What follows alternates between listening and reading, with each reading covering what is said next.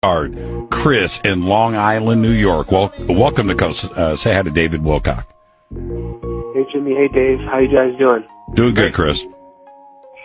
Well, I had a question for David in terms of reading his new book, Defense Mysteries, which I'm very enjoying very much. Thanks. And one of the chapters was Nikola Tesla, the Pete Peterson and Nikola Tesla Black Ops. Yep. One of them is about Black Jesus, where he was a ascended being appearing in Africa. Yep. And I just want to know if you know any more information you would share with us, because I thought that was very captivating to me. And I just wanted more information on it. Yeah, the Black Thank you, Chris. story.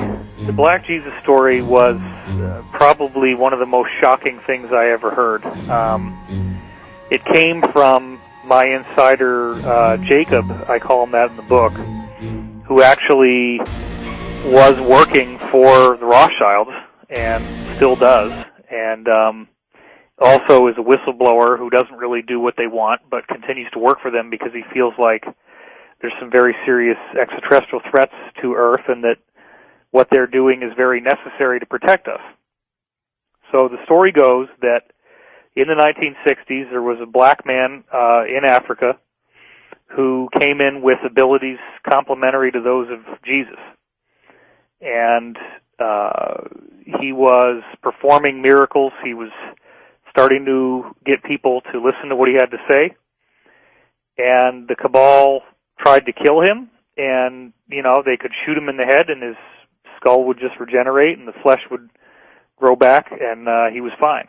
And, so the crazy story that I heard, and remember, I was told at the time that if I disclosed this, that I would be killed, and I ended up putting it in the book anyway. The story was that this guy, they finally said, okay, we're going to bring you to the United Nations and share your message with the world. Let's get you on this flight. They bring him on this flight, and instead of bringing him to the United Nations, they shot him repeatedly, and then actually had some kind of meat grinder device, and basically like a bandsaw, I guess, and sawed up his body into a whole bunch of pieces, put him in these very like radioactive shielded containers, and then had all these fighter jets dock with the plane and fly his body parts to all corners of the world, where then these containers turned them into ash.